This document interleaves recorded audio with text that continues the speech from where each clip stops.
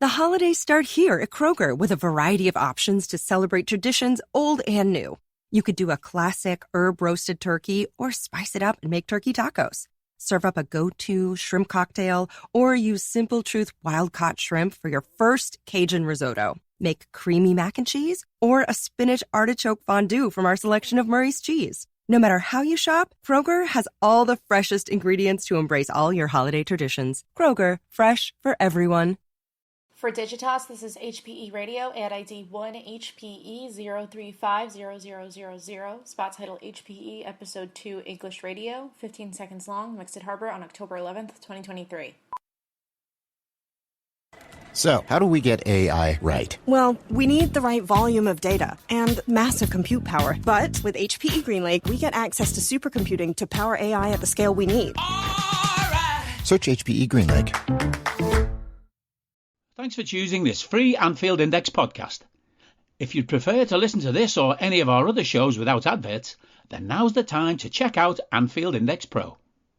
With AI Pro, you can supercharge your entire listening experience.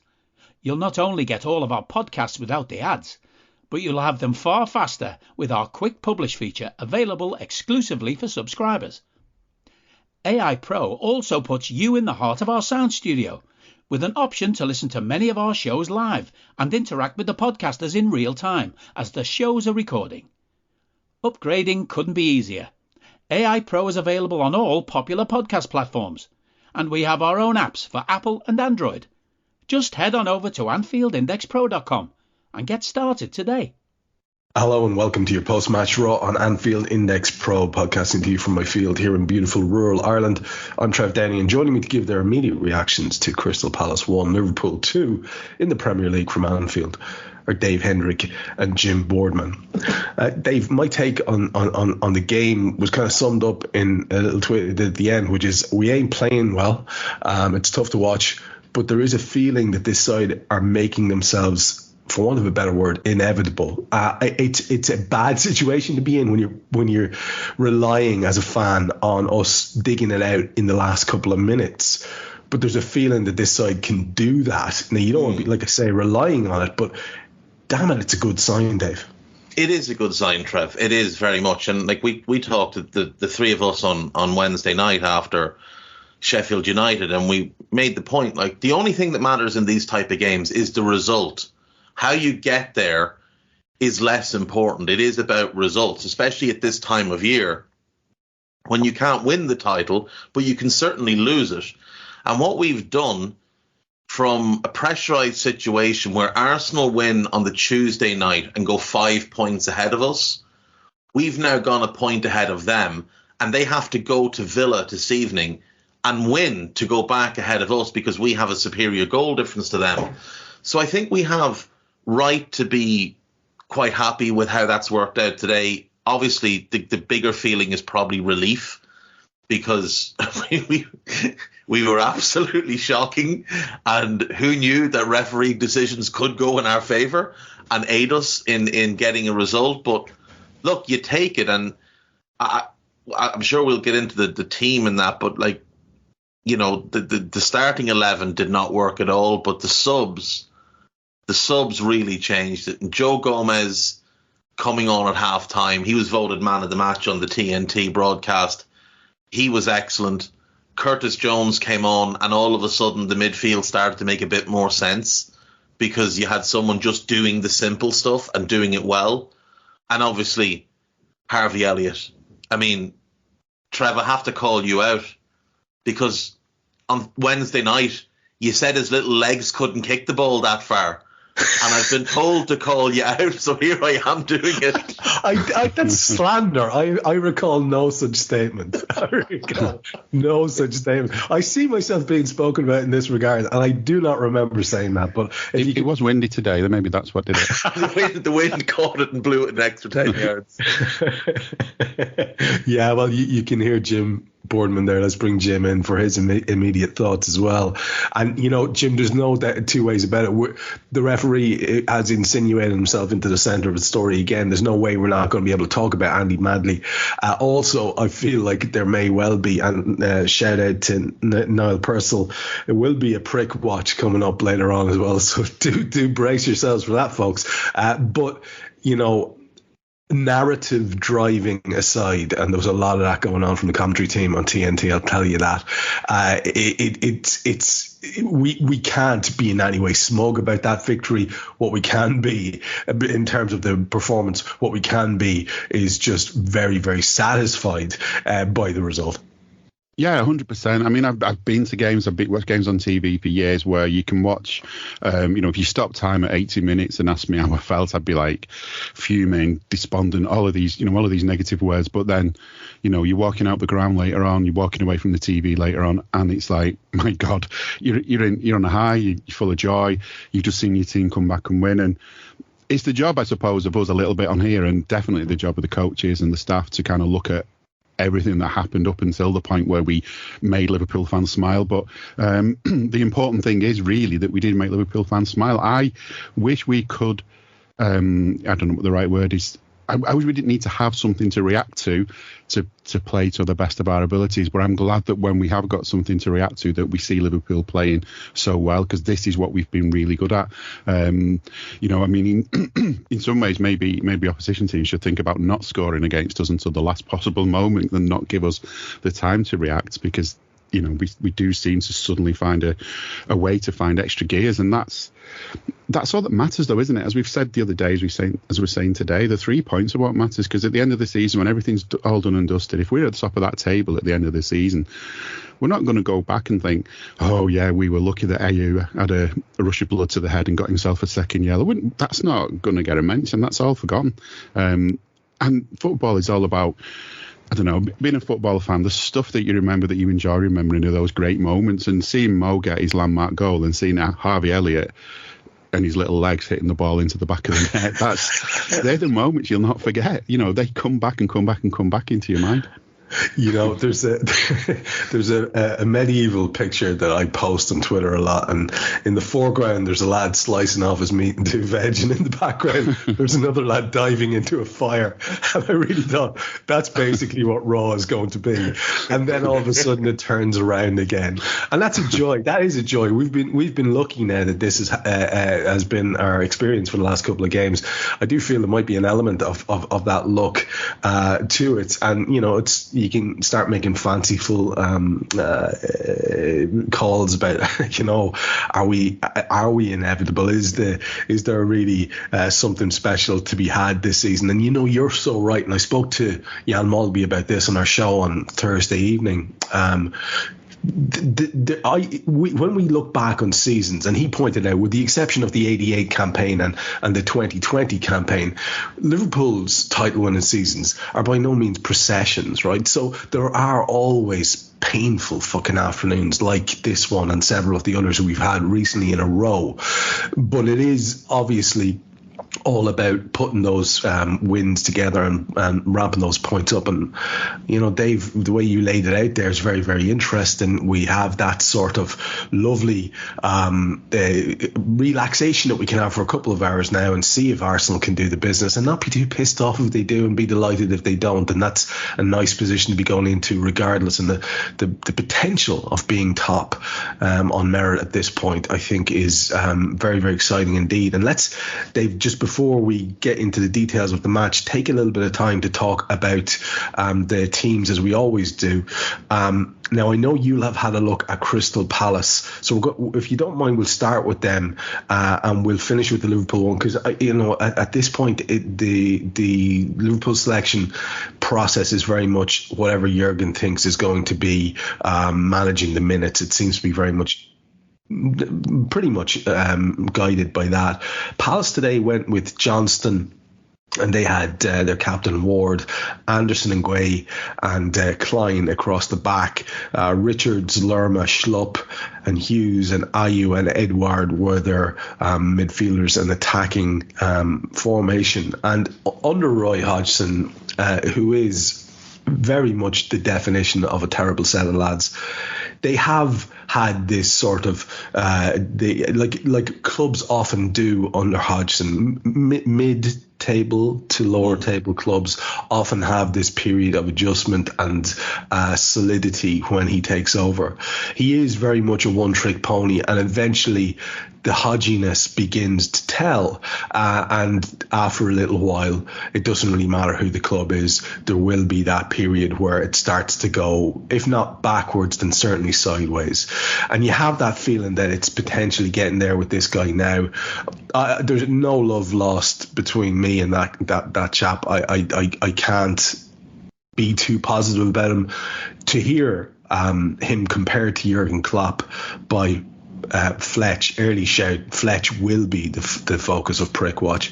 To hear him being compared to Jurgen Klopp, and these two men between them, you know, they've got X and Y amount of matches played, and they've seen it all, they've done it all, and then his sidekick Lucy chimes in with, oh, and they changed the fortunes of their football clubs. I mean, please don't compare apples and oranges. I mean, what are we to say about Crystal Palace? A lot of very good footballers, and when you look at their bench, they've got Elise, obviously Etse is out injured, Tompkins is on there, Matthews, Franca, Mateta came on, Hamada came on, Riedewald came on, Ozo came on.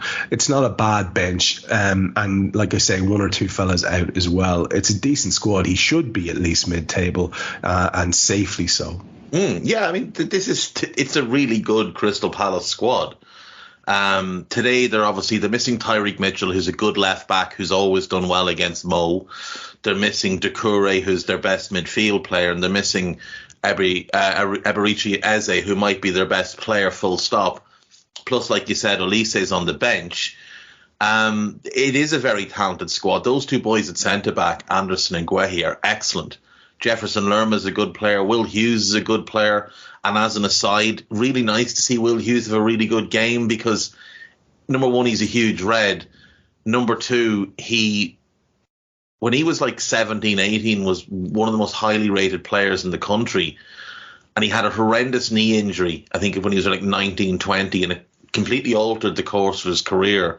So nice to see him playing well, especially when we win the game and his side lose. But, you know, good to see that he's had a good career after that horrific injury. But they should be better than they are. Roy is the definition of a low expectation motherfucker. That's what he is. Like, he comes into a club. It doesn't matter what club it is. It can be Crystal Palace. It can be Liverpool. And Roy has a very specific aim in mind. He's going to finish between 11th and 14th. He's going to get between 43 and 45 points. And that's it. Utopia. Utopia. And as far as he's concerned, his only job is to keep them in the division. That is the extent of Roy Hodgson's ambition. Like, Roy probably has a local trophy maker, and he sends his wife down every year at the end of the season to get him another trophy, the avoiding relegation trophy, and he's got a mantelpiece full of them in the gaff. And when people talk about what Pep has won and what Klopp has won, he looks at his mantelpiece and thinks, well, I've kept my team in the Premier League more seasons than them. Because that's all he cares about. And nobody's told him for the last 5 years. His wife's just been recycling the old ones and giving them back to him. Yeah, that's exactly it, because he's gone senile. Like, he came out during the week and he said the Crystal Palace fans have been spoiled by their home form. They've won one game at home this season. One. They've drawn 1-1 and lost. The rest have been atrocious. And, like, it's been like this for years with Palace. You have to go back to, like, I think 2013-14 to the last time they won more than 8 home games. And even 8 is a strong number for them. It's normally 5 or 6. What have they been spoiled by? It's not like they're going there and watching good football. Like, it's not like when Eddie Howe was at Bournemouth and they were winning 5 and 6 and 7 home games a year, but the football was really good. The football is atrocious, and the results are atrocious. And me and Guy went through this about 2 years ago on Two-Footed. If you look at the last 30 years of Crystal Palace managers, it is a who's who of gammon and dinosaurs. Oh, wow. It's absolutely stunning. I mean, like, literally all of them have been there. Warnock's been there. Pulis has been there. Sam was there. What's your man's name? The dancing twat. Pardew was there. Pardew. Like, it's horrendous, the managers they've had. Yeah. And they're this clown back again. And, like, I would argue, if you gave them... They've got Dean Henderson and Sam Johnson. That's good goalkeepers. Really good centre-backs. Good left-back. Give them a new right-back. Get Doucouré back fit. You've got Lerma. You've got Hughes. You've got Ahmad. It's a good midfield group. You've got Richards can play midfield or defence or right-back. He's a good player. You've got Eze, Olise, and the Matthias Franke kid that Roy seems to hate. This Brazilian magician that Roy won't give any minutes to. Like, they're probably a right back and a striker away from being a team that could be like Brighton under the right manager, because the talent is there. Like, you can't look at their team and look at Brighton's team and think there's an enormous talent gap, because the likes of the two centre-backs, Olise, Eze, they'd all start for Brighton. And, like, they're big rivals. And surely Palace fans have got to be looking and going, hang on, we've been in this division on and off for the last 30 years. They've probably been in the Premier League well over 20 of the last 30 years. Brighton have been in the division about 6 years. And Brighton are in Europe.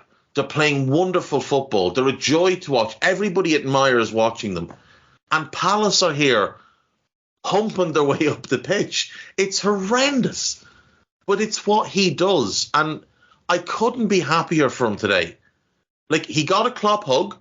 So, you know, maybe that's not a trophy, but a plaque that he'll hang on the wall. Got a hug off Kloppo. I hope it wasn't a proper Klopp hug, because he'll crushed his ribs, won't he? No, it was a proper hug. Oh, but, God. like, they set their team up. Like, you saw their team and you thought, back four with no attacking fullback, 3 defensive midfielders, one of whom is a centre-back, 2 wingers who never score, one of whom generally plays in midfield. That's a 4-5-1. They're setting out to not get hammered. That's Roy's only thought here. Let's get through this game and not get hammered. He had no ambition to win the game at all. And he didn't get his win. So good enough for him. He got what he deserved. They got what they deserved ultimately today. Yes, they made it hard for us. Yes, we relied on Alisson to make 2 outrageous saves. But this is what Roy is. And until Crystal Palace rid themselves of him, this is what they're going to be. Tired of ads interrupting your favorite show? Good news. Ad-free listening on Amazon Music is included with your Prime membership. Download the Amazon Music app or visit amazon.com/ad-free sports. That's amazon.com/ad-free sports to catch up on the latest episodes without the ads. Enjoy thousands of Acast shows ad-free for Prime members. Some shows may have ads.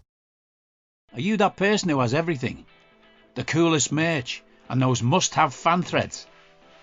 Well, over at our Anfield Index shop, we've gone that extra mile when it comes to pimping up your Liverpool collection. From our popular range of bespoke design t-shirts, sweaters, hoodies and hats, to our signature edition mugs, prints and coasters, all provided with fast worldwide shipping. We have something for every red.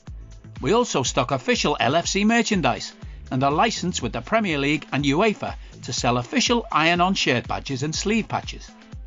As a listener to this podcast, you can get 10% off everything with coupon code AIPRO10. Just head over to AnfieldIndex.shop or find us on Etsy by searching for Anfield Index. Yeah, it is stunning, and there's some sort of aura is built up around them. I think even the appointment of Vieira for a while, there's something about this club. But, you know, to add to your list, I mean, I can remember Steve Bruce there. I think Peter Taylor was there. I know George Burley was there. Ian Holloway was there. Sam Allardyce, Tony Pulis, you've mentioned. I mean, there is a certain sort of a cachet. Yeah, it's horrendous. Like, it's genuinely horrendous. You go back, you look. Steve Coppell used to play exciting football. Terry Venables played exciting football. After them, Steve Bruce, Trevor Francis, Kit Simons, Ian Dowie, Peter Taylor, Neil Warnock, Paul Hart, George Burley, Dougie Friedman. He played good football, to be fair, and then he abandoned them to go and take over another job, and then they welcomed him back as sporting director.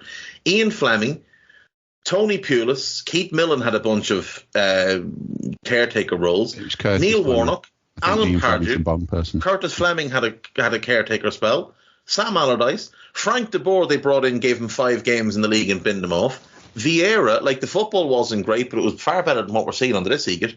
And now Hodgson again. Like, yeah, imagine 30 years. 30 years of hurt, and imagine going back to Roy. I mean, it's a remarkable statement to make for a Premier League club. I have to say, it just shows you this will not go away. This residual crew, what Bob Mortimer calls the destroy and exit crew of a lot of them have been mentioned there, and yeah, I probably wrote Moisey in there, Mark Hughes perhaps at this stage too. There's that kind of little crew who just will always, they will inevitably get jobs, but Hodgson is absolutely at the pinnacle of that. We'll obviously talk about Palace as we go along, and Hodgie himself, because he comes back into it, not just because of the Klopp embrace at the end, and he did seem to be getting some sympathetic noises made in his direction by Kloppo, but also because it's just Hodge and I can't stop myself from having digs. But Jim, to look at the Liverpool lineup, we go with Alisson, who's back now. My God, did we ever see the difference that man makes? It could not have been more profoundly stated. I almost felt sorry for Queevy and Kelleher, because he makes a couple of absolutely world-class stops. One of them towards the end of the game, not mentioned, of course, by Fletch and his sidekick, because why would you? But it would have been ruled out for offside, and it goes for a corner as well, which led to a lot of pressure for us that we had to endure. But anyway, more of that on. Alisson, Trent, Quansah, Van Dijk and Tsimikas is our nominal back four, but of course we're doing the thing with Trent. Endo, Szoboszlai and Gravenberch was 3 picked in midfield. Salah, Nunez and Diaz are nominal best 3 up top. Not a great afternoon for many of the players I've just mentioned, if we're being perfectly honest. On the bench, we obviously have Kelleher now, Gomez, Kanate, Jones, Elliott, all of who come on. Bradley and McConnell are on there, alongside Gakpo and Doak, and Cody makes an appearance too, to some effect. We needed our subs bench badly this afternoon, Jim. Did you understand the lineup? What did you think of it? Did you think it had merit? Were you raising an eyebrow at one or two of them? Or what were your general thoughts on how we went from the start today? I think before the match I would have said, first of all, I'd not heard Klopp's press conference, or I don't know if it was mentioned, I had no idea that Ali would be back. I'd kind of resigned myself to not seeing him until maybe the United game, but he was back, and straight away I felt like that's a huge difference for us, as long as he's not being rushed back. And I'm thinking as well, we wouldn't rush him back, because I think as much as Queeves has had a bit of a shaky game last weekend, he was okay. In the other 2 games, he did enough, and I don't think we'd have rushed Ali back if he wasn't ready. And clearly, as we saw as the game went on, he was ready. When I saw Quansah starting, I thought that perhaps Kanate's got a knock of some kind, got an injury. I didn't think Quansah would have been in on merit alone, but at the same time I wasn't worried, because we said the other day that there's a definite defender in there who'll learn. Whatever we think of his game today, I think today there's a plenty of stuff there for him to learn from. The stuff that he's picked up in the game. I could see Van Dijk having words with him regularly, and I hope it doesn't knock his confidence that he came off after giving away a penalty, not having any time to put it right. Must have been frustrating for him as well, but so be it. And other than that, it felt like the team pretty much picked itself. The only shock, I suppose, is it's not even a shock, is who you pick out the 4 fit front 3 players, if you get what I mean. So as it turned out, maybe Cody would have been a better option, because I think he definitely made a difference when he came on. But I think we sort of knew when we saw the lineup, though, that it was going to be the usual thing. Trent was going to be playing right back and moving to the centre, and he did. I just don't think it helps us today, and it doesn't sometimes. I think when you're playing against a team that kind of just clutters the middle and doesn't want anything to become coming through the middle, then surely you just say, okay, we'll go around the outside then.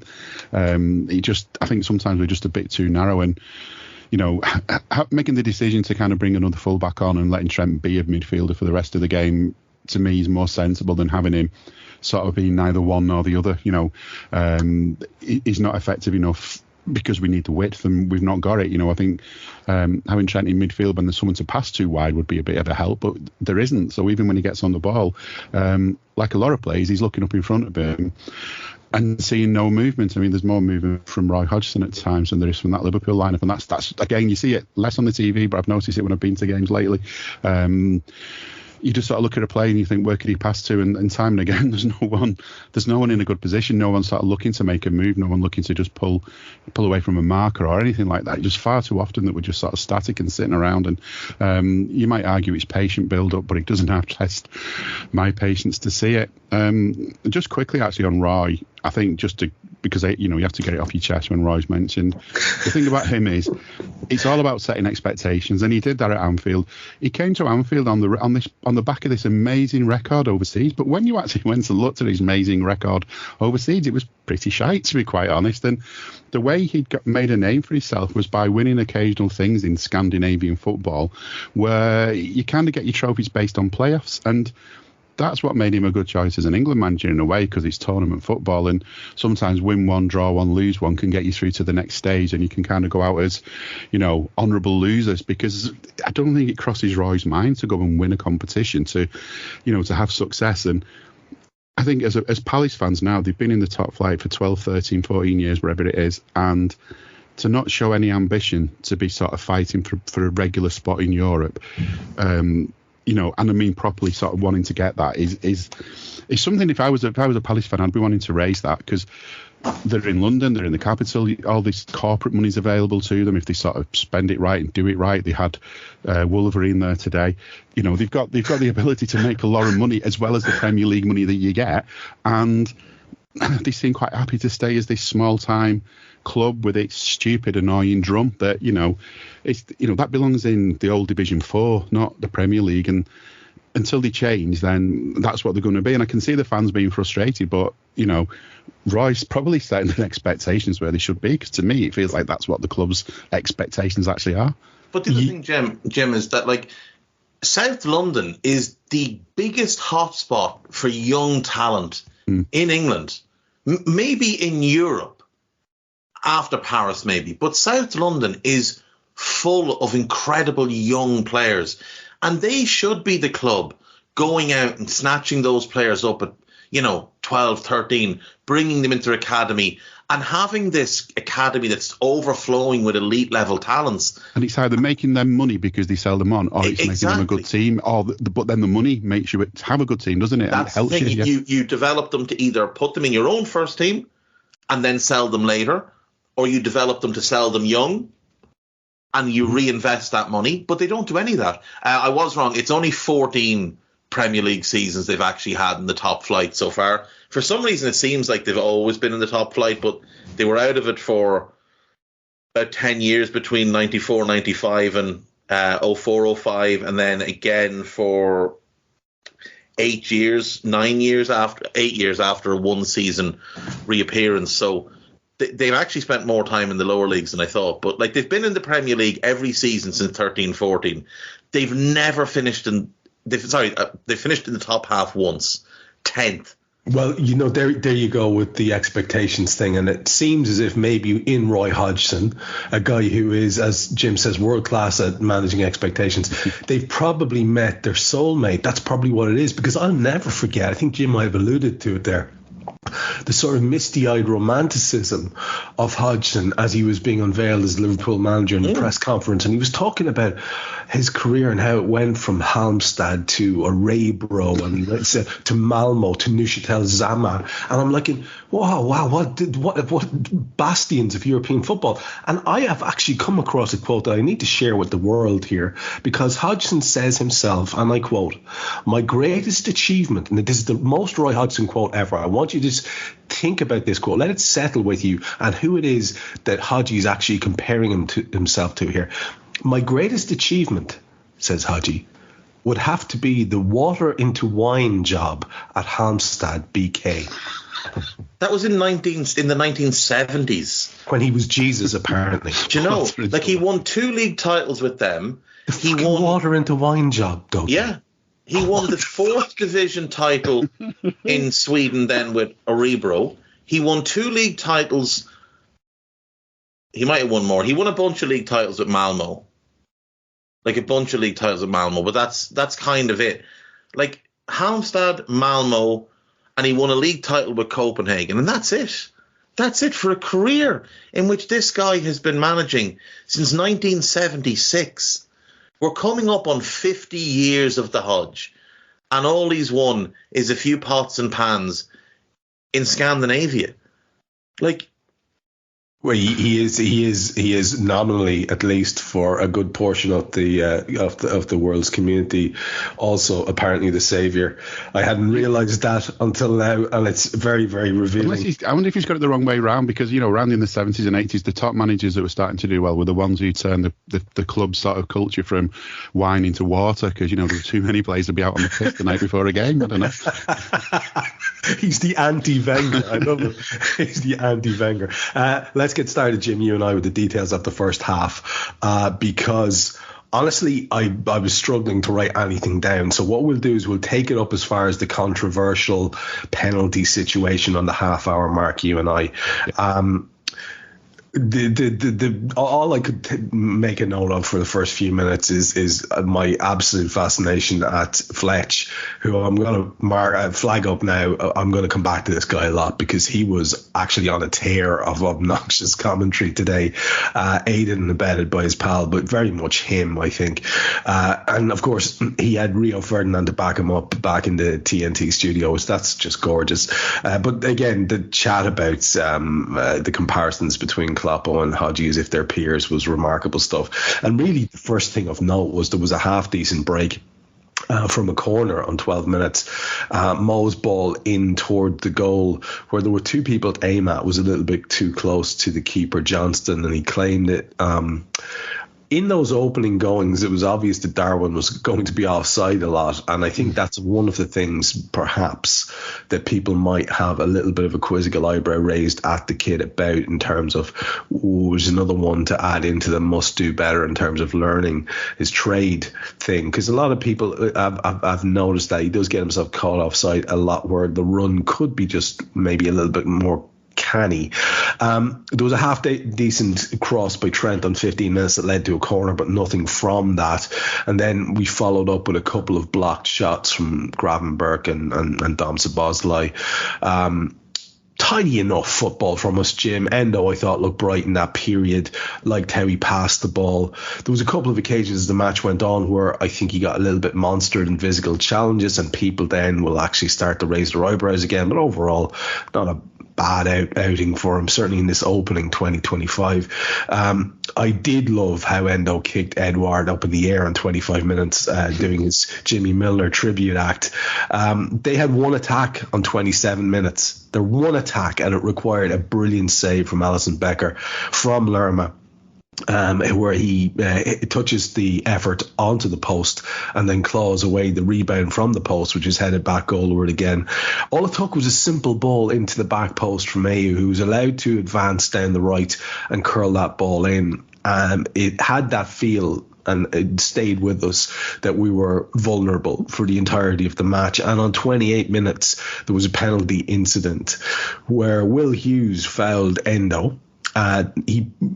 Hughes plays the ball into an area where VVD has to take down the attacker, and it's definitely a foul by Virgil on the attacker, and it goes to VAR because of the foul on Endo in the build-up.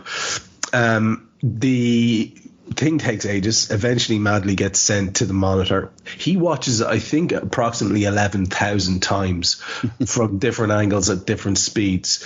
And I don't know what he's maybe he's waiting for the magic version where something happens that he gets to see is some intervention from the skies or something, because I cannot understand how it took him so long. He clearly really wanted to back himself, and it took endless replays of a clear foul on Endo. It's not like you have to roll the play back. It's the key pass into the guy who gets fouled by Virgil. Virgil picks up that yellow. That yellow gets rescinded because, again, eventually Andy Madley, who, like I said on Twitter, I think Andy Madley probably still thinks that Kennedy wasn't shot. He'd like to see another replay. You know what I mean? He'd like to see it from a few different angles. But eventually it is ruled out by Madley, who can't do anything else because it is a clear foul on Endo. So the first 28, 30 minutes, what was your take on that, including the penalties? And Dave, don't worry, I'll let you get in on this to take us through to the end of the first half then. But Jim, first of all, your thoughts on that first 28, 30 minutes. Yeah, I mean, my first thing I wrote down was actually how loud the Liverpool fans were and how quiet they were, which is, I think one of my worries when we go to Palace is how loud they can be as fans and how that can kind of put pressure on an away team. Yet today, the Liverpool fans were well louder, at least for some of the game, let's say. I mean, later on it may be changed. And I'd also written down Darwin offside. Again, I'd written it down a couple of times and I'm thinking the same thing. You know, he does get caught offside a little bit too much. You know, again, there's a lot of good about him. There's going to be a lot of good to come from him, but that's another one of the little things on his list that maybe he needs to work on a little bit more. And I'm sure he can, because there's so much good about him that, you know, these little things can be worked on. I hope they can anyway. Another frustration for me I've written down here is that we lost the ball from our own throw and they had a chance. And there was another point where I think Gravenberch's just poor pass, they won the ball. And I think that's what actually led to the amazing save from Ali, which prior to that, the only thing we'd really noticed from him was he had the ball at his feet way outside the box. And, you know, there's one of those moments where you think, oh, shit, what's going to happen? But, you know, he found a player. And my frustration that I wrote down then was no one's moving for him. You know, the goalkeeper's almost up to the centre circle. There's Palace players not that far from him.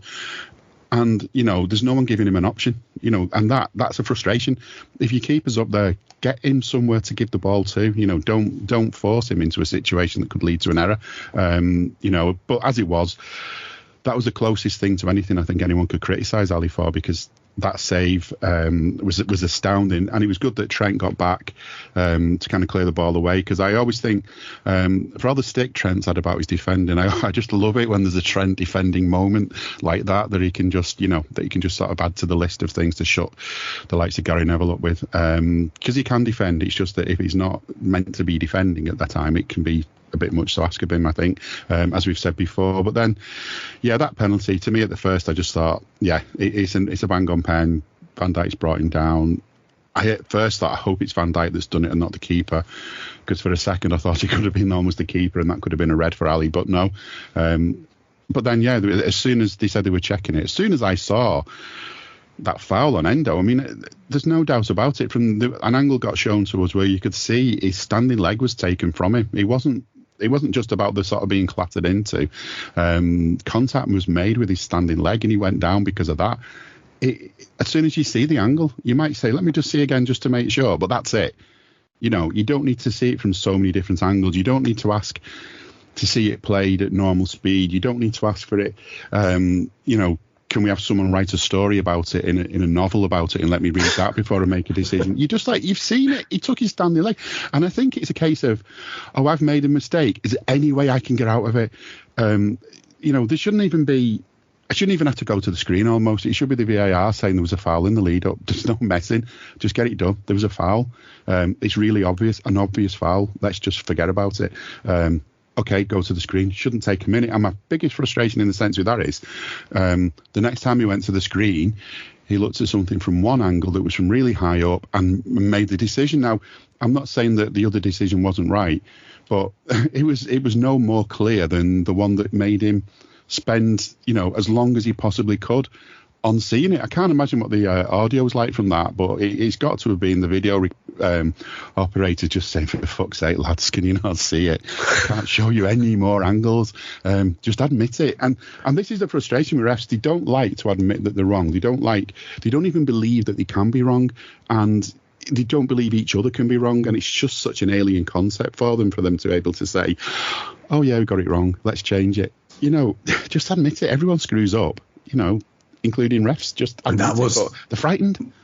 That was the most graphic example of what you've described there with Matt, because it was just endless. And Dave, I know you're going to want to come in on that and start us there in a sec, but let me just go through the remainder of the second half, because there's a couple of things here that I want to point out between now and when the half finally ends after 5 minutes of added time. There is a yellow card on 37 minutes for Ward on Luis Diaz. Now, I think what we might do here is bookmark that, because that's coming back. There's no attempt on goal for the Reds 41 minutes in, and that's a stat that pops up on the pitch and on the screen. You're thinking, good God, this is poor from us. There's a lovely little Virgil moment of cool on 44 minutes where he does this little back flick under pressure to sideways pass the ball to his defensive partner, who can then walk away with it. And there was a half decent move by us, driven by Luis Diaz, which resulted in a poor Darwin pass as we were looking to walk it in. Shots blocked from Mo Salah and Dom Szoboszlai led to a corner. Nothing from that. There were those 5 minutes added. And the only other thing I'd like you to touch on, apart from the penalty, is Gravenberch. Now, I know, for various reasons, neither of us were exactly most enthused when we were being linked with this kid. Then you sign a player and you want him to be the best he can possibly be. But Gravenberch, to me, today looked like the opposite of composed, which is one of the things we did notice about him when he was at his best in the few cameo appearances that he's been really good, was he did have that composure in the ball, but he was harried looking in everything he did today, in the way that Darren was a couple of games ago, kind of just that little bit, a beat off the pace of the game. And his play really left a lot to be desired, I thought. But again, he survived the first round of substitutes. So if you could work in your Gravenberch and the midfield, whether it functioned or not, into your assessment of the first half and particularly the second half of it. If you want to start with the penalty, obviously. Yeah, I mean, the penalty was so obviously not going to be given because it was a blatant foul on Endo by Will Hughes. And I don't know why it took so long. Like I've said this before. My opinion is that when they're told to go to the screen, they're being told, we're overturning this. That's a penalty. It's not a penalty. It's a goal. It's not a goal, whatever. And that all the rest of it is just to make them look good. So Madley and his brother, to be fair, are known for being quite arrogant. And he goes over, and it's clear he doesn't want to change his mind, because in all the clips that they show him, he is very, very clearly looking directly at straight at it. Yeah. He's in good proximity to the incident. So it's not just you've missed this, it's you have made a mistake here. And he doesn't want to accept that he's made a mistake. And they're basically having to convince him, like, this is being overturned. You've made a mistake here. And he's asking to see it from this angle and from that angle, at full speed, at half speed. It was blatantly, obviously a foul. He barrels into the back of Endo, wraps his right leg around, knocks Endo's right leg, and barrels into him a bit more, at no time making contact with the ball.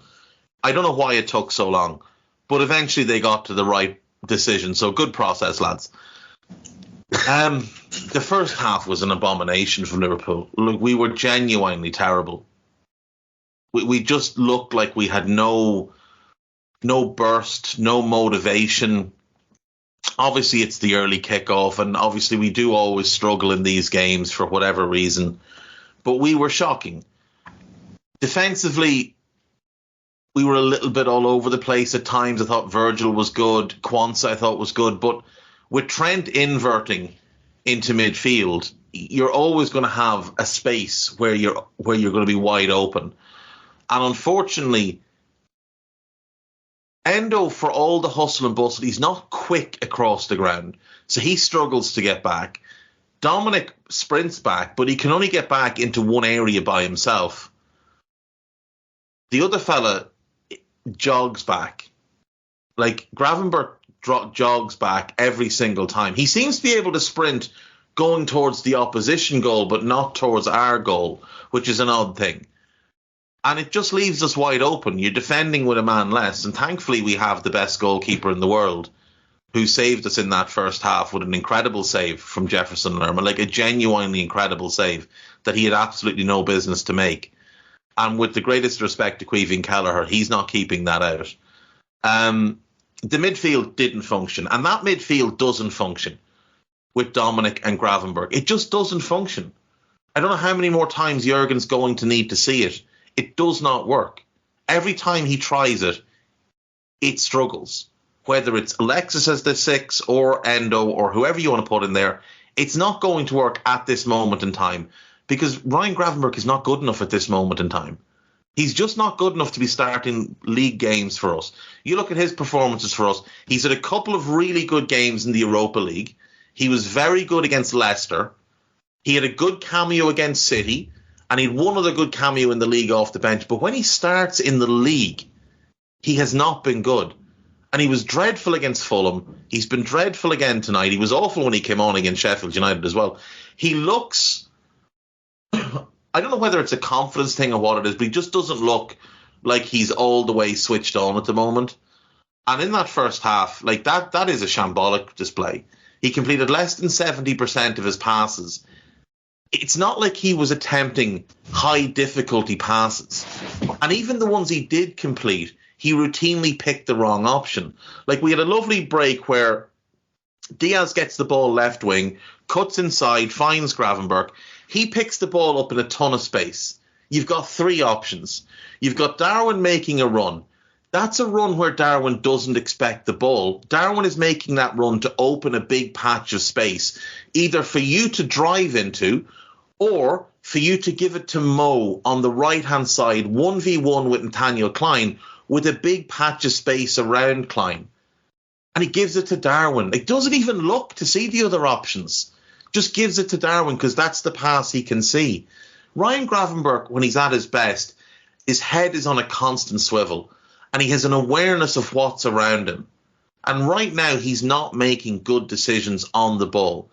Like, you cannot give the ball away 14 times when you have 37 touches of the ball. And that's what he did in that first half. That's atrocious. And it's not like you're offering anything defensively to make up for it. I don't understand why Curtis Jones didn't start today. Curtis Jones is a better footballer than Ryan Gravenberch at this time. Gravenberch has more talent and a higher ceiling, but a much, much lower floor. Curtis was bad against City. Everybody agrees Curtis was bad against City. But defensively, he was still important to us.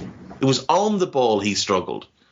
Gravenberch, if he doesn't offer anything on the ball, is a complete liability because he's dreadful defensively. And on the ball, right now, despite the fact that Curtis at times can take too many touches and doesn't do spectacular things, he's a better player on the ball because you can rely on him to take the ball and give it to a teammate and keep possession and make the right decision. And like, it's not just Gravenberch. Endo didn't have a great first half, and he was obviously hooked at half-time. Dominic didn't have a great first half, and he was hooked on 55 or whenever that was. Was it 60 he got hooked on? Like, but part of why those two are struggling is because they're trying to do the work of 3 men, because he's not pulling his weight defensively.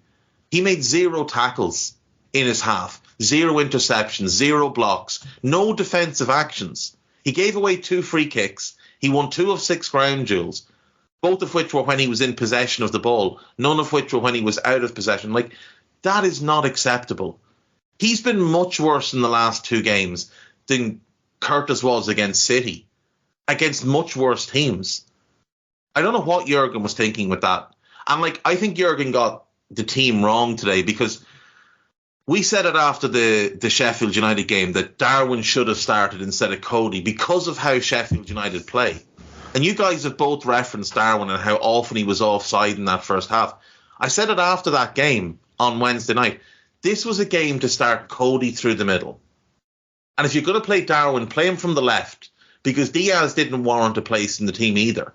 But Cody, when he came on, was dragging their centre-backs here, there and everywhere, because they will follow him into spaces that they don't want to be in, which creates space in behind for us to play into. And how many chances or good opportunities did we get from when Cody came on and then went central? Not when he was in midfield, but when he went central for the last, 20 minutes or something. Their centre-back started having to follow him. And it created loads of opportunities for us to get in. Now, we didn't make the most of them, obviously, but it made more sense. And you know, it's not just Gravenberch, it's not just the midfield. Diaz had a rotter of a game, improved a bit when the changes are made. Mo was dreadful for the third game in a row, and it'll be excused because he scored, but he was awful. Darwin was terrible today. Like, it's not just Gravenberch at all. I might seem like I'm hammering him, but he was the worst of a bad bunch. But all the others were bad, and maybe they deserve a bit more criticism because they should be performing at a higher level. Like, Mo should be performing better. Darwin should be performing better. Diaz should be performing better. They've all had a lot longer in this system, a lot longer to adapt to Jurgen's ways, to the Premier League, to this, that, and the other. They're the old heads that they should be looking up to, the other players are looking up to, for an example. You know? But, like, the issue with him is every time he gets the ball, he does want to take too many touches. And it's something that Curtis gets hammered for. But he does it as well. At least when Curtis does it, he generally picks the right pass. But Jurgen just needs to have a strong look at this and think, this midfield, the balance of it isn't right. If I want to get the best out of Ryan Gravenberch, the other 8 needs to be not Szoboszlai and not Harvey. It needs to be Curtis or Alexis. Somebody who's got a higher level of game management right now, who doesn't take much out of the ball, and who will allow him a bit more freedom to be more attack-minded. When we've got Dominic in there, that other midfielder needs to be more defensive-minded, in the same way that, like, Fabinho and Gini were more defensive-minded, so Henderson could play more with the front 3 and get into those advanced positions. Thiago and Fabinho would play deeper, so again, Henderson could get further forward. Curtis, it's not 2 games in a row, though. 2 weekends in a row now. He's taken midfielders off and had Trent and Gravenberch together, hasn't he, as a sort of midfield too? And I wonder, is this a sign of something he's thinking of having Trent as a defender? Yeah. And it didn't work today until he made more changes. So, hello, I'm here to annoy you. I'm here to annoy you into listening to more of me and more of others on EPL Index. We don't just have the Anfield Index stuff. We've got EPL Index as well, which covers the entirety of the Premier League. And we have 3 podcasts and a whole bunch of really good writing on EPLindex.com. The podcasts are my own Two-Footed podcast, which is every day at 4 p.m, Monday through Friday, covering the whole league. We have A Tad Predictable, hosted by Tadiwa. You know Tadiwa, he does Anfield Index. He presents A Tad Predictable before every Premier League match week. And then Kevin De Vries and his crew on the EPL Roundtable, they're every week after the Premier League match week.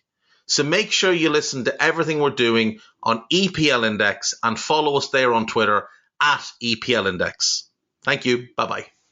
Yeah, low key, I think one of the big downsides in terms of our form and our performance over the last couple of games has been the tail off in Dom Szoboszlai's actual contributions, where he had all of us just, drooling for match after match. And him and Mo look exhausted. Yeah, there's a lot of things coming together there which are leaving anyone then who's not pulling their weight is going to be massively exposed in terms of the performance and our observations on it. It's absolutely fair. We're just looking at the way things are breaking down and why. And Jim, the second half begins with a couple of substitutions, as Dave alluded to. Darren is hooked and Joe Gomez comes on. I thought he had a fantastic outing, man the match, whatever, but he gets it. Mateta came on for Edward, bookmark that as well. 48 minutes in, Darwin flashed ahead at a Luis Diaz cross shot. He kind of cut in from the left and had it was a very viciously hit cross. If it was a cross, I think he's probably heading for the top corner. Darwin gets a little bit of a forehead to it, but it's not enough contact and it goes wide. There is a dangerous Lerma cross on 52 minutes, which is very well defended by Trent on the near post, which goes out for a corner, from which we get nothing. And at that point, then VAR are checking apparently for a possible penalty, and it's Brooks, who we know very well, John Brooks, who's the VAR guy, and we're being told about this by Fletcher in the commentary. He's so excited by it all. He keeps talking about it minute after minute. I think approximately 1 3/4 minutes of play went on, Jim, before Madley blows the whistle and is told to go to the monitor, and eventually he gives the penalty. Now, I'll be honest, I don't see that there's any way we can argue about the Quansah penalty. He doesn't make contact with the ball. It is a penalty. The only thing you're looking for is a little bit of consistency, and this is going to come up again, and this is where Madley finds himself in the middle of this, and as did the PGMOL and VAR, because unless people have very short memories, something happened where the Reds scored a perfectly good goal recently, but we couldn't possibly go back 10 seconds. This kind of thing just bugs me, the inconsistency around it. And of course, Mateta strokes the penalty home right down the middle. And it just feels all very, very messy. We bring on Cody and Ibu for Gravenberch and Quansah at that point. It's an odd pair of substitutions, but to be fair, they're quite effective, both of them. It works well for Jurgen. But like I say, 1 minute and 45 seconds of play had elapsed before that whistle is blown. I'm not sure how I feel about this. I can't argue with the penalty when you go back and give it, but why is it taking Brooks so long to give that clear penalty? Why is it taking Madley so long to realise his hideous mistake in the first place when he was awarding a penalty? These kind of things are just, it's making the whole thing very, very difficult to watch and very, very frustrating. It's probably worth our while pausing there, even though we're 10, 12 minutes into the second half. But let's just get your take on that, the opening to the second half, and of course that strange scenario where we go a goal down. Jimmy, you unmute there. I'm sorry about that. You see, everyone makes mistakes. That's what I was saying before. I just made one. We start the second half with the change, and then Darwin nearly scores, but not near enough. But still, you think, maybe something's going to come of this. But then, I wrote down that Gomez was lost upfield and Trent had to get back, and he did and defended, and Pally's got the corner. But of course, it's the corner that basically led to the penalty. And as I said before, when you talk about consistency, if you need 100 angles and in half a week to sort of look at one incident that was so clearly a foul, I'm not saying that this wasn't a penalty. From what the angle we did see, it looked like it was a penalty, but I just don't understand why he wasn't shown a couple of more angles just to say, yes, definitely a penalty. No arguments about that. Even just to give the appearance of consistency, it doesn't hurt, does it? But I suppose that takes common sense, and common sense isn't something that referees really like. They don't like the concept of common sense because everything has to be black and white and following rules to the letter in the way a traffic warden does at the worst. Why? So you don't want to stop the play. So let's just imagine the penalty shot, Liverpool break, Salah goes at the other end and scores a goal, right? You don't want to stop that obvious promising attacking moment. So in a way, you kind of play an advantage to the possibility of a penalty rather than stopping the game. You're sort of playing an advantage because it looks like if it's not going to be a penalty, there's an attacking move going on. Let's see what happens before we pull it back. So that's fair enough. There was nothing happening. Liverpool were just passing the ball and passing the ball and passing the ball, almost to the point where I thought, are they just passing the ball hoping that VAR will forget in the end and not go back, because they tend not to? I just don't understand why the referee couldn't have blown at that point by being told by VAR, very, very strong possibility of a pen here. We're going to, stop the game now while we have a look at it, and then we'll have a bounce ball afterwards, which... Yeah. We see bounce balls all the time now in the game for some, it's frustrating watching these uncontested bounce balls at times, but, it's part of the game. No one's going to be upset if you do that. But instead, what was it? Like you said, 1.5 minutes. I think if you add up how long it was from the penalty incident to the actual scoring of the penalty, the game kicking off again, it was a good 4, maybe 5 minutes that went by, because obviously with the subs and things as well. It's just senseless. There's that inconsistency that you can stop it, then clearly a bit of common sense, stop it anyway, because nothing's happening. As I said, we weren't in the middle of a super attack, so just stop the game. Let's have a look what's happened. Bounce ball afterwards. Much like could have happened when we had that game against Spurs, although the argument is that the play had already restarted, so you can't unrestart it, which again, I don't know. It just sounds a little bit crap to me. It just doesn't make a lot of sense. Apparently cleared the decision against us, or in the game against Spurs. They cleared that one, and this one wasn't cleared. But Jim's right. Like, stop the game. Just blow your whistle, stop the game. Everybody can stand around for a minute and they can check it properly. They've made themselves look like clowns with the way they've gone about this today. There's no doubt it's a penalty. Like, it's a very clear foul by Jarrell Quansah. It's unfortunate. It's the only foot I thought he put wrong today. Yeah. But it's a penalty. It shouldn't have taken that long. Like, one look at it, you're like, oh, actually, yeah, no, that's a penalty. Then you can check the offsides and whatever else. That shouldn't take as long as it did. I mean, why did it take VAR that long and Andy Madley, like, 2 looks at a replay? That's again, that doesn't make sense. Madley literally watched 2 clips of it and went, oh, yeah, penalty. Like, it was a very blatant decision.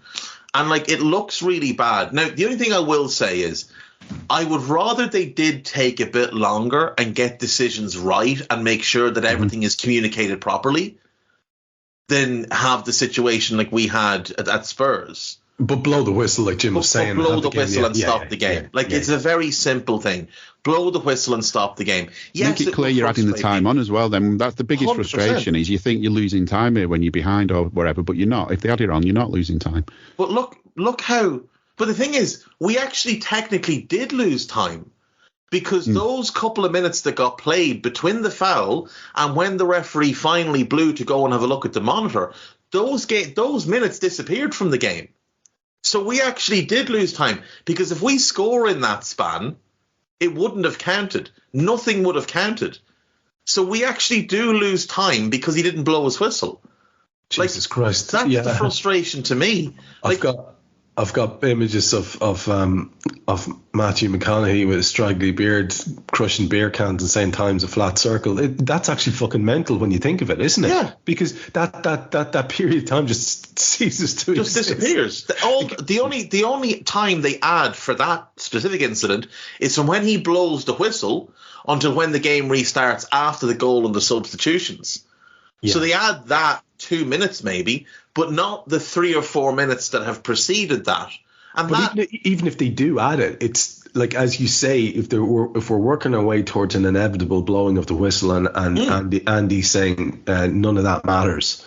That's my point. That's all. Yeah. It's just, regardless, it's lost. Whatever happens in that period is lost. Also, you know what? The amount of time that gets added on is an unknown. So if you're a manager trying to manage your players, trying to work out what to do with the rest of the game, there's a big difference between 20 minutes left and 30 minutes left because they're adding 10 minutes on at the end. But you don't know that. You've got no idea. You know, exactly. That's something I actually think the timekeeping should be taken off the ref and almost, have a sort of a timekeeper who puts a clock up on the stadium scoreboard that stops and things like that, so we can see how long's left. That might be a bit too American. Rugby have nailed a lot of things that we don't have right in football, and one of the things they've nailed is that the clock stops and the ball's out of play.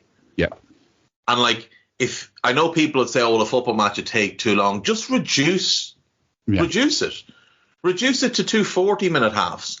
Or 2 35-minute halves. Let's try it in the Carabao Cup or something. Let's just give it a try in one of the other competitions. See. Only when the ball is in play. Because right now, the ball is generally only in play in Premier League games from like between 57 and 61 minutes or something like that. That's about the average. Yeah. So if it was to be a 70-minute game, that'd actually be longer of ball in play action. And it would also stop teams like Newcastle United and any team managed by Roy Hodgson who want the ball in play as little as possible. They want to waste 35 minutes of every game with stoppages because that suits them. Make it a 70-minute game where the ball has to be in play and ongoing for the entire 70 minutes. And any time it stops, whether it's for a free kick, a goal kick, a throw-in, whatever, the clock stops. Picking up your towel. Yeah. Do you know, there's a lot of things that they need to improve, but like that today, that the outcome is correct. They get the outcome right. And frankly, considering how many times we've been screwed over and we've complained about it, I'm happy for them to get the outcome correct, even if it goes against us. But the processes are where the issue is. I've said it before, it's almost like they're trying to sabotage the whole thing to make it look so poor. And like from there, Trev's made Fletch, and we should do prick watch now, Trev. Let's do it. Although no, we're not quite there. We're not quite there. We're not quite there. No, we've one more big incident. The only thing I will say before you go on, he brings on Ibu for Quansah. And obviously that was planned before the penalty was awarded. Ibu was up and ready to go. Just in that moment, though, it looks really harsh because the last act for Quansah is giving away a penalty. And from the outside looking in, if you only saw the highlights or whatever, you go, oh, wow, he hooked Quansah straight away for giving away the penalty. But in truth, the reason he hooked him was because Ibu's quicker and he wanted us to commit more men going forward, so he needed the extra pace at the back. I'm really sorry if anyone can hear that. That is the rain hammering off the window behind me. It is incredibly wet outside. Is that what that was? Wow. Yeah. Wow, that's impressive. That's impressive. That's what happens when you live on the side of a mountain in Cavan.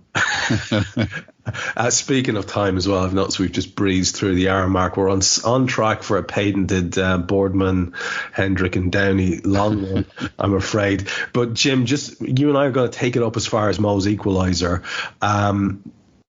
There is so we're a goal down. There is a chance where Darwin nearly gets on the end of a Trent free kick. I think it's one whipped in from the left towards the far post, and Darwin throws himself at it and doesn't quite get there. But it's Schlupp who has a shot directly on target at Ali on 61 minutes. 64 minutes have passed at this point, and I've noticed that we have not had a shot on target. And in fact, if anything, their reaction to going goal up was to be on the up. They really had their tails up. They were in our half in a way that they hadn't been in the first half. They did pick up a yellow for Lerma on 64 minutes. Lerma then went down and killed another few minutes before being substituted by Alisson on 67. A yellow card picked up on 70 by Richards. And there's a decent ball in by Trent for a free in on the right-hand side this time. But again, Darwin couldn't get there. It's not like his highlight reel is going to be poor, let's put it that way. Ibu, I thought, did very well versus Alisson on 72 minutes, and then we bring in the real, probably the game-changing substitute of Harvey Elliott and Curtis Jones, to be fair, for Darwin and for Dom Szoboszlai. And at this point, we have the big decision, which is the red card, which comes on the back of a second yellow for Ayew. And this is where we're going to get into prick watch, and this will be my segue back to you, Dave, in a couple of minutes. But we'll just, like I said, we'll take it up as far as the goal here. It is Mo Salah. I thought Cody Gakpo did very well. A good ball by Joe Gomez to play him in. Cody stands up across. The cross breaks to Curtis, who does fantastically to tee up Mo Salah as he's being fouled for what should have been a penalty if the goal hadn't gone in. He does really well. It's an assist for him. Mo hits it, the shot's deflected and goes in. I heard, by the way, for the record, somebody asked about how come that's given as a goal and the Trent one wasn't. Well, I think the shot is going towards goal. That would be my thing. Whereas the ball is going away from the goal off the bar and goes back in off the keeper's back. Probably is the answer there. But again, I'll stand to be correct on this one. And this is where, like I said, we need to work in our mate Fletcher, Darren Fletcher, and the return of Prickwatch, because he actually then just went from being, I suppose, not unusually high on the opposition to Liverpool because, you know, underdog stuff or whatever, to being absolutely outrageously over the top in his constant whining about this red card. Now, does it change the game? You're fucking right, it changes the game in our favour. Is it a red card?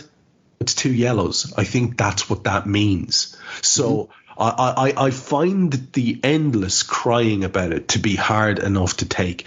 Can you put yourself in that position? Would you be annoyed about that?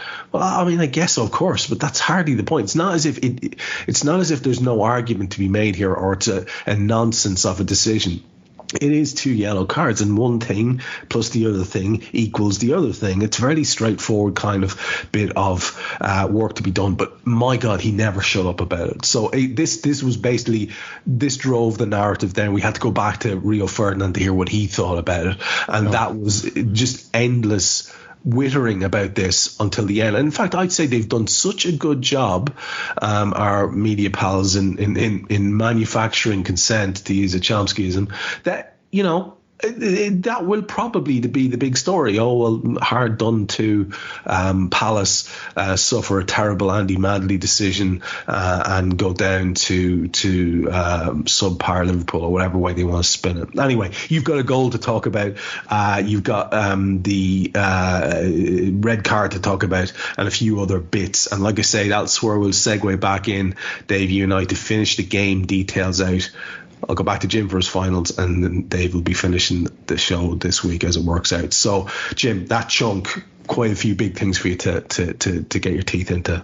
Yeah, I mean, before all that happened, I'd written down why 3 times to take a free kick, because there was this point where the referee was doing his being a tit of a referee thing, where the first time the ball was moving, the second time he maybe wasn't from the right place. 3 times Liverpool needed to take a free kick from just inside their own half. The traffic warden mentality. And then their players were falling around, and I've written down why no booking for diving, because this happens a lot. It seems like Palace will look to win soft free kicks and refs fall for it. I think I mentioned it after the game the other night, and I'm frustrated when Liverpool play into the hands of the opposition and sort of let the soft free kicks happen. But I wish refs would stand up to it more. And when there's some obvious diving going on, just get the cards out for that. But still, my God, if you'd have booked anyone for diving earlier on in the game today, who knows what Fletcher would have done. But it was... Palace were time wasting. We were getting frustrated, and we were being frustrating. I think I sort of wrote those 2 words down because they went hand in hand. But then, what a difference it makes. I mean, I don't know what it is. Jones and Elliott. I mean, Elliott's not a local lad, but he's kind of like a pseudo-local lad almost, you think. A young lad. He's been around a while with the young lads, and he just feels like there's a different flavour, if you like, of the Liverpool side that comes on with those 2. And it did make a change very soon after they came on. But I was genuinely shocked at how much Fletch made a big deal of that second yellow. I mean, there were other fouls in the game before that got yellows for similar kind of things. There were fouls afterwards. It's one of the biggest frustrations I have sometimes in football that, I mean, I'm frustrated with my own play when they do it. Someone said on Twitter to me, you'd have had a meltdown if Diaz was sent off for the same. And I just said, well, yeah, but I'd have had a meltdown with Diaz for getting himself sent off in that situation, unless I thought, well, you know what, I'm glad he did, because that stopped us going behind, or that stopped us conceding. But on the whole, yeah, I'd be frustrated with a player who's on a yellow having a needless second yellow. I mean, how many times did we think Milner was going to do it, and Milner got away with it? But, if Milner had a second yellow all of those times that he'd already done a mad tackle and then decided to do another one, we wouldn't be angry with the ref, would we? We'd have been angry with Milner. That's what the difference is. And, you're on a yellow, it's up to the managers to take you off because you're under threat, or it's up to you to just have the sense that you can't be the one that takes one for the team. But that's what he did. He took one for the team. As it wasn't perhaps the most threatening of attacks that was going on, but that is exactly what Fletch would have been saying. If he hadn't already been booked, and if he'd have been brought down with someone through on goal, it would have been immediately, oh yeah, take him on for the team there, that yellow, yeah, he's taking one for the team, or oh yeah, we've all done that, and all this sort of jokey, like laddish stuff that you get from people like him. I don't know whether he's had to take some duties over from Martin Tyler now with sort of in the commentary world, because he's just well, Jim, let's double down on why we're calling him out here, because in the middle of all that, minutes later, right, so people are talking about game-changing red card, right, minutes later, just a couple of minutes after that decision is made, we obviously we've gotten into the game a little bit in terms of Mo's equaliser, but while Mo was scoring that equaliser, Joe Ward takes out Curtis Jones blatantly, and it should be a penalty and a yellow card. Yes. And that is his second fucking yellow card. And regardless of what anyone wants to talk about game-changing situations, they'd have gone and got a man down then anyway. I don't need a VPN. I've got nothing to hide. This is what I used to tell myself before I hooked up with LibertyShield.com. Not only is my home internet now fully encrypted, but I can now access all the websites I want, whenever I want, and do so from absolutely anywhere. As a Liverpool fan, I love to know I can now watch every match, regardless of whether it's on UK TV or not. My Liberty Shield VPN makes sure nothing is blocked and guarantees me super fast streaming speed throughout that match. You can get connected right now with their software package, which includes a 48-hour no-obligation free trial and instant access to their apps for Apple, Android, Fire TV, PC, Mac, and Android TV. Or go a step further like I have and get one of their pre-configured VPN routers. These small but powerful devices allow you to easily connect every device in your home to VPN, making it the perfect solution for smart TVs, Mac boxes, and games consoles. Visit libertyshield.com today and use coupon code AIVPN25 to get 25% off at checkout. Why don't we see refs go back and give the yellows anymore? I can't remember the last time I saw that happen. It just doesn't seem to happen. Yeah. You know, the play advantage when there's been some blatant flat foul, you know, you can tell by the way the waving advantage that they knew it was a bad one. And yet there's no going back for the yellow. That you're right. That should have been a second yellow. Probably he's thinking, you know, it's just not worth it because, well, I don't even know why. You're being consistent. You do something about it, don't you? Because if it wasn't for Salah finishing it off, we'd have got the pen and it would have been hard for him to not have a yellow. The other thing as well about the yellow is if you'd make that foul and it is the last man, you go off. You get a red. If you're on sort of, you know, on the halfway line, play's running through and you bring him down and he's the last man, that's a red card. So why the outrage over a yellow? The only time I've actually sort of remotely enjoyed listening to Fletcher on commentary is every so often when there's nothing on TV and you're stuck in the depths of the sort of multi-channel TV world, they get these old reruns of Red Bull soapbox derbies, which Fletch commentates on. And he's all right on that because it's a bit of a piss take, you know, and it works well for him. But on this, I mean, another thing I said today, and I think I tweeted it, was if the Premier League didn't sell itself, TNT would probably be struggling now because to me, Fletch... he's not selling that sport to anyone. He's just not selling it. He's making it sound awful. Game after game after game. I hate the early kickoffs on a Saturday because of many of the reasons Klopp does. But, you know, you kind of learn to live with it. But then you realise it's BT, it's Fletch. I mean, stuck with this guy, yeah. It's one of the condolences, if you like, one of the sort of let-offs, if you like, of being in the Europa League, because he doesn't tend to do them. We don't have to tend to listen to him on a Thursday night, which, you know what, I don't say I want us to be in the Europa League next year, but that's my consolation if we end up there, you know. Yeah, well, Dave, to bring you in on this, because, like I said, I mean, it was the trademark little symbol narrative after that. It was, and it's going to be, I guarantee it's going to be the takeaway story about how they're hard done by, and nobody will talk about the Ward situation, which happened within a minute of your man being sent off when Mo was scoring. And, you know, if you want to revisit it, like Jim was talking about that, like going back and giving it, it's actually dangerous play, and he could have really done damage to Curtis. Luckily, Curtis was sort of light enough on his foot that his foot was able to move with the tackle of Ward as he's coming through him. But you could easily revisit that for dangerous play and give the yellow anyway. So it's just an absolutely stupid narrative put in place by a commentary team who you know you almost forgive for being dopes, and an ex defender who is patently a dope. But it will just be, you know, it's going to be regurgitated. Of course it is. The Joel Ward one could actually have been a straight red. Yeah, agreed. It's that wild and late. It could have been a straight red, and it didn't even get looked at. But it should have been a yellow. Like, it should have been a yellow. But, like, let's just be honest about this. If this happened against us, where one of our players got sent off in that fashion, we'd be annoyed at the player, because we were when it was Diogo Jota against Spurs who got sent off for 2 yellow cards, both of which were yellow cards, but combined didn't really seem to deserve a red card. But the rule of the game is they're both yellow cards. The first one, he blocks the free kick from being taken. That's a yellow card all the time.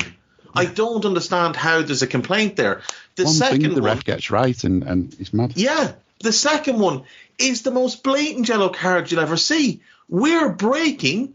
He's never getting the ball. He just fouls Harvey.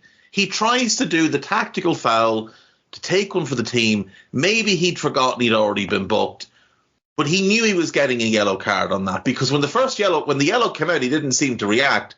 When the red came, then he looked awestruck at what had happened. He was like, why am I being sent off here? It's my first yellow. Didn't we take a player off in the game? Didn't we take a player off in the game recently? He was on a yellow and got away with a foul. I can't think of who it was. It might be Canate. I can't remember now. A few games ago, and Klopp brought him straight off because he didn't want it to happen again. It was Ibu. It was a few games ago. He brought Ibu off and brought, I think, Joel on.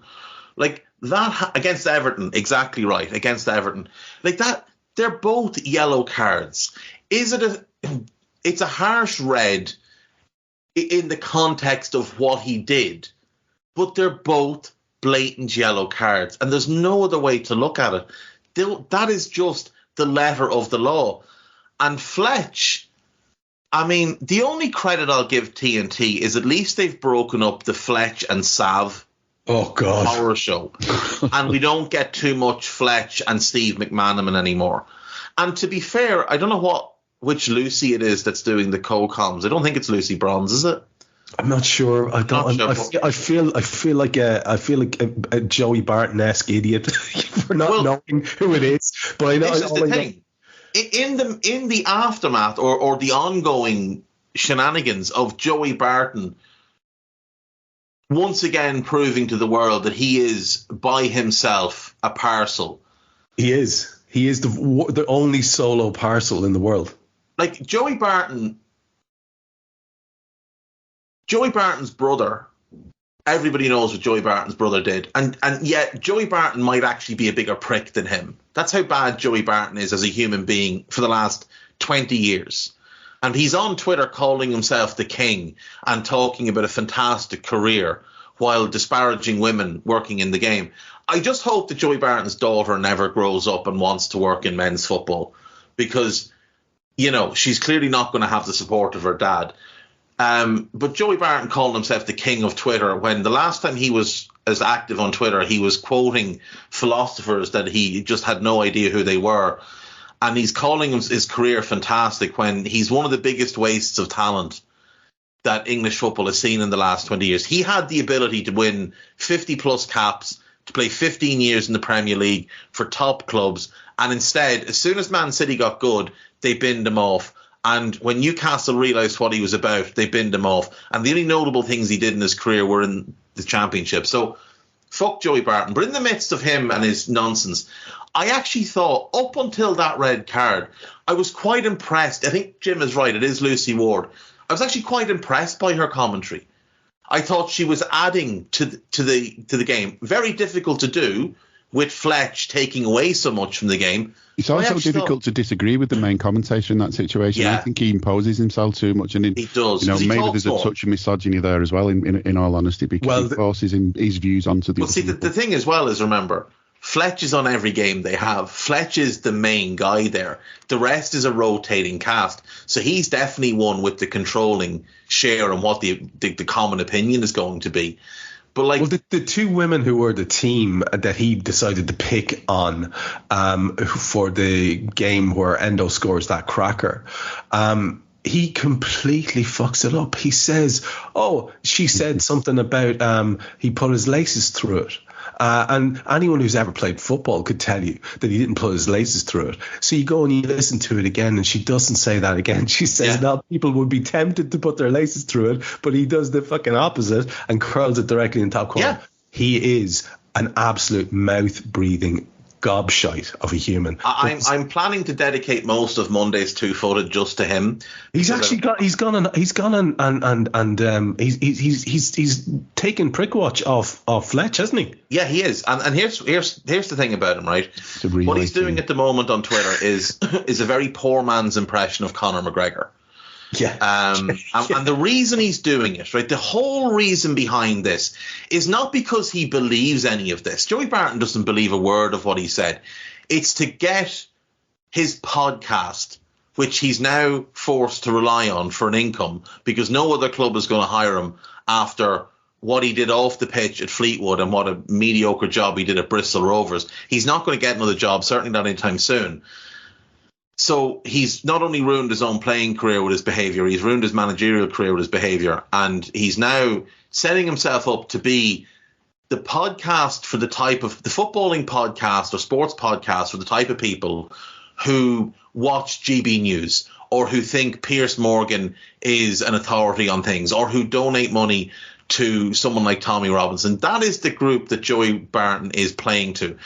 You know how I know he doesn't believe a word of it? It's when he says, we miss having people like Matt Le Tissier on television. Matt Le Tissier is not only a terrible gang of lads, he's an awful pundit. And most of these people that Barton is going to bat for are awful pundits. They also happen to be white males, which, you know, given what his brother did, might point to something else that's going on with Barton. Can't remember the name of the actor that used to be on Morse or something like that. That's gone absolutely. He was with GB News, wasn't he? He was sacked. Is it Lawrence or something? Lawrence Fox. Another terrible prick. I actually met Joey Barton once, and only briefly. He was in an office where I was in an office at the time, and he was just sitting there, nice and quiet, speaking. Came across as perfectly okay, you know, didn't really think anything of him. And I think this is it. I mean, he has his mad moments, hence the trouble he's been in publicly. But the rest of it, he's definitely, what can I say that'll get attention? And it's worked, hasn't it? Everyone's talking about it. This is a guy who, without ever asking for any praise or attention on it, consistently helped out with the Justice campaign. Yeah. Would turn up in the shop and help out there for a day, would donate money, would donate his time, would do whatever it took to help out. Joey Barton, for many years, while he would ruin his career with his behaviour, was generally seen as a decent lad, but a troubled lad. Now he's just embraced the full prick side of things. He woke up and chose violence. I mean, that's the same. Yeah. The last iteration of Barton was, I like the Smiths, me. And here's a Nietzsche quote for you. You know, because he's got it in his philosophy for beginners handbook. And it was another attempt to say, look at me. You've both nailed it. He's a fucking attention whore. That's what it is. Yeah, he is. And he's increasingly lacking any reason for anyone to give him attention. I remember one, Didi Hamann, who's also an EGOT, used to rip bits out of him on Twitter though. And I remember one back and forth where Barton was going on about something, and he said, Didi, we're both international footballers. And Didi went, Joey, just because you play in France doesn't mean you're an international footballer. But Barton is the type of idiot that makes Lucy Ward doing her job quite well up until the red card really enjoyable as well as the fact that, again, I thought she was adding to the game and I thought she was doing a good job. And she had a couple of really good one-liners in there, one of which Fletcher ruined by trying to ask her what she meant rather than just letting it sit because it was funny. From there, the commentary is an absolute shambles. Yeah, it just falls. They cannot get over the fact. And he keeps going like, I've been watching football for years. I've never seen... Oh, yeah. As a fan of football for years. Oh, like no one else is, you dickhead. What are you talking about? We've seen far worse decisions than that. That was the correct application of the rules. And Fletcher's lost the run of himself. And he has just climbed into Roy Hodgson's underpants at that point. And from there, that's where he gives his commentary from. Well, that's without doubt the darkest image we ever have floated out on this fucking podcast. And I realise we're heading absolutely sailing towards the 90-minute mark. Let's get this under control and back on track because, my God, it was it's a well worthwhile diversion. But to get back on track, and like I say, if you want to just stay with me, Dave, you and I'll see the details of the match out. Jim, I'll go to you for your final wrap-up thoughts, and then we'll finish, Dave, with yours. But we're going to try and do this as briefly as possible, lads, to keep this to 90 because it starts getting unwieldy then. After Mo's goal and after all the nonsense, the constant nonsense from the commentary team, it's a weird game. It's all sort of bitty, but we were improved and enlivened, and there was a decent cross in which had their keeper flapping a bit on 79 minutes. On 83 minutes they bring on Ahamada for Schlupp, and the keeper was down killing time. I thought he was, but actually turns out he had to go off. So Matthews comes on for Johnston. All I can think of is, it's uncharitable, but let's ruin this kid's debut. Joe Gomez has a decent run and cross that the keeper palms out with his first touch and does well, to be fair. I was worried about that. Then Harvey, who's following up, blasts pass wide of the near right-hand side post with his, let's be honest, standing leg. His right foot, and it's a wild effort. It's not miles off, but it is off. Then Harvey stood up a little cross to boost the confidence of the keeper. So I'm a little bit down on Harvey at this point. 10 minutes are added. I've looked down. Next thing I know, he's wheeling away, having done something outrageous. Mo plays a simple pass to him, but he just runs a goal in a kind of diagonal way from right towards the centre.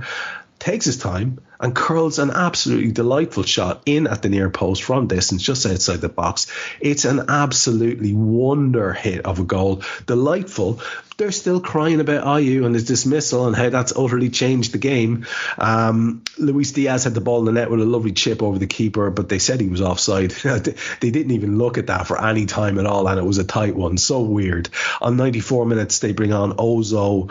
Anderson gets a yellow. Joe Gomez gets a yellow. Luis Diaz gets a yellow. And then we have that absolute clusterfuck of a couple of minutes at the end, which began with a deep free kick for them over on the right hand side. Anderson is offside. Nobody mentions that, but he gets there, and Ali makes a fantastic save. It goes out for a corner. And that's the second time this has happened now, right? The second time this has happened. It goes out for a corner and then another corner. And we have that unnecessarily stressful thing to put up with at the end of the match where, you know, their tails are up. And there, as both of you alluded to, are a loud crowd. Ahmada picks up a yellow.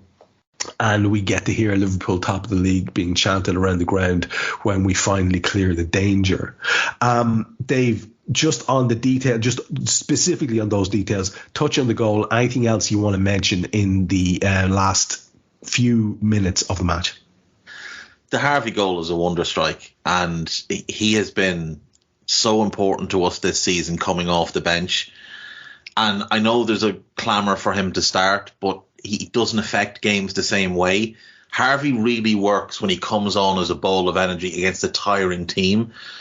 And again, we saw today, and like he was really impactful. I know what you're saying, the wild right-footed shot. I think he was kind of maybe hoping it'd hit something and we might get a corner or it might fly in or whatever, more so than I might hit this and it'll go in. I'm going to hit this and hope for the best. But like, he was busy and he was finding good pockets of space. And obviously he draws the red card as well, so he's impacted the game that way too. But the goal is just it's absolutely silly. It's a brilliant shot. Matthews had a couple of decent touches after coming on and was kind of, you know, you could see the confidence gaining in him, and thankfully enough, Harvey smashes it by him and he's got no chance. What gets me about that late little cluster of incidents that you mentioned, Anderson's offside. When Elise strikes that free kick, Anderson is offside. That therefore rules out everything else that happens. But they don't look at that. Yeah. They look at a potential penalty on someone else who's fallen over. Oh, it's so fucking stupid. Like, it's incredible. Like, there's just, that's the type of thing that really bothers me with the PGMOL, is how poor they are at their jobs when it comes to the processes and stuff. But you could almost sense Fletch willing the ball into the net when they had those 3 set pieces in a row. But if we want to sum up Roy Hodgson, and there's many ways we can sum up Roy Hodgson, one way to sum him up as a terrible fella is to point out that when he was in his 20s, he went to play football in South Africa, which was under a sporting ban by the majority of the world because of their apartheid regime. And Roy thought, you know what, I'm going to go over there, and that's the place I want to be. So, you know, you've got that to look at. But you want to sum up as a manager, they're 2-1 down at home. They're unfortunate to be 2-1 down at home. Like, let's be honest, they were unfortunate to lose the game today, but only because we didn't play well, not because they were good. But they're 2-1 down at home. They've got a corner. It's deep in stoppage time. And Remy Matthews, the goalkeeper, starts to make his way up. Because that's what people do now. They throw the goalkeeper forward. Because at this point the season, you might as well lose 3-1 as 2-1 if you've given yourself the opportunity to maybe just snatch a point. And Roy Hodgson who's stood on the sideline like a corpse for most of the game, while his assistant has leapt about the place and roared and bawled, Roy begins frantically waving him back to goal because he's got no ambition. Because in Roy's head, the goalkeeper should never, ever do that. And he won't adapt to these things. So he frantically waves the goalkeeper back. And you could actually hear, if you go back and watch that footage, you can hear their crowd kind of lull because they get a little bit excited as the keeper starts to move up because they've just had a set piece. Now they have another one. Maybe there's a chance. The goalkeeper's coming up. This could be exciting. And then there's this lull because Roy frantically waves him back to goal. That, more than anything, sums up Roy Hodgson as a manager. A man of no ambition, a dreadful gang of lads, and Crystal Palace, like every other club that's had him over the years, other than obviously Halmstad, where he turned water into wine, and Malmo, who would have won league titles with or without him, they will be well shot of him when they finally make the decision that, you know what, we were right 18 months ago when we told Roy it was time for him to move on, and he decided to retire. We were right then. We're wrong now. Let's get rid of him. And let's get... Graham Potter's sitting out there available. You could go and get him. You could go and get Oliver Glasner. You could go and get Julian Lopetegui. There's good managers sitting at home, twiddling their thumbs. And you've got this fella. Like Crystal Palace, please do us all a favour. Sack that man. And let's have it that no other club ever hires him. They might not have to sack him because in his post-match interview with TNT, I've just seen a quote here. I quote, "When I do step away from the game, I won't be missing anything. It's sad to watch games like that. I don't feel positive. I'm just gutted."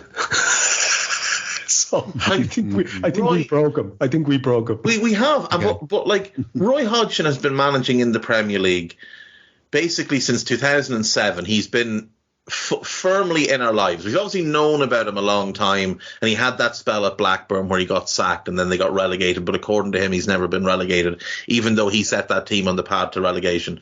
But Roy has been permanently in our lives basically since 2007. Fulham, then obviously the spell with us, West Brom, then he was England manager, then Palace, then Watford briefly, disastrous time there, won 2 of 18 games, and then Palace again. So he's permanently been a fixture in our lives for basically 16 years now. We're coming up on the 16-year anniversary of him taking over as manager of Fulham. And I would estimate I've probably watched 200 games that he's managed. And Roy, let me assure you, I get no joy of watching any game that you're involved in unless your team get absolutely spanked, because every single game your team deserves to be spanked because you have no ambition.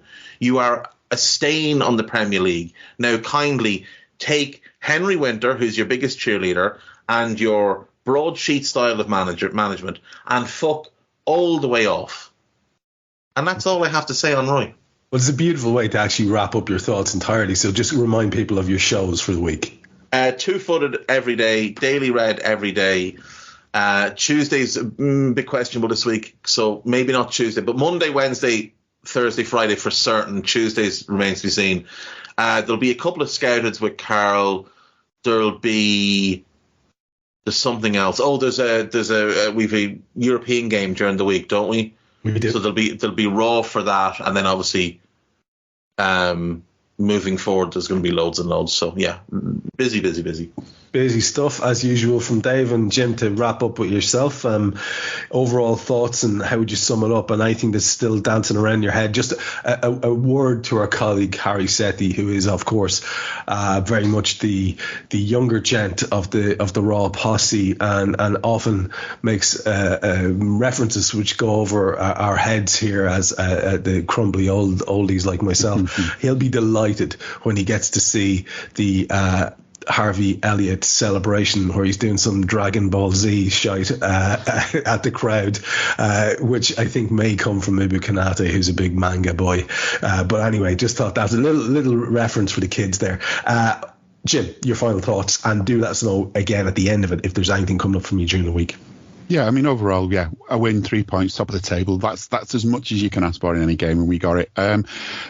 Go back to 20 minutes. I think I wrote down something about the referee giving us a free kick without actually looking. I think he had his back to play, and then one of our players went down. Then he turned around and gave us a free kick, which I'm not complaining about, but surely they should actually see the decision. At least it went in our case. I agree on Gravenberch. I think we need to just put him to one side for a bit. Is he really better than Curtis? Was he really better than Endo? I would say even today, in today's game, would he have been better not being the one taken off, Endo instead of Gravenberch? Alisson Becker, wow. I mean, there's not much more to say. Just watch him. That's all you really need to say with Ali. And talking of wow, Elliott's goal. I mean, what a goal. What a player to come in, to come on and to get that goal. And I just love the energy in that lad. Yeah, I didn't see the celebration. I'm going to have to go and watch that now. I was too busy celebrating myself. Good to hear an airing of Come All Ye Faithful. So it was good to hear that. Although it was actually, it was cut short today because Diaz scored, but it was given offside. But never mind. Talking of Elliott as well, post-match, the one bit of good coverage from TNT today, which didn't have a male sort of journalist or presenter involved, was the post-match Elliott and Salah interview on TNT. Go and have a watch of that because I just love the relationship between them two. This like dad and lad thing that they've got going on. It's just good to see. And Salah's so sort of humble about it all, makes it even better. As far as us are concerned, Scouts of Tommy's, we're hoping to get one in this week. I think we're going to try and do it on Friday, which is the day after I'm hoping that the kids have played in Europe and rested themselves, and the big boys are all rested, because then we play the Manx, which, funnily enough, isn't an early kick-off at the weekend for some reason. It must be that Merseyside police must be better at dealing with crowds than Manchester police. Maybe they're just too used to dealing with Man City's crowd, for want of a better word. And just finally, the last thought for me on this is, it was mentioned earlier, it's not the first time I've heard a story involving Roy's underkecks, and I'd rather not repeat that one I heard just now, but yeah, it's a horrible thought and it's just been brought back to me, so thanks. You're welcome. Truly disturbing image. I don't know if you've seen the message I've popped in there, Trev. I have, man. I'm gonna wrap it up with that because it's perfect.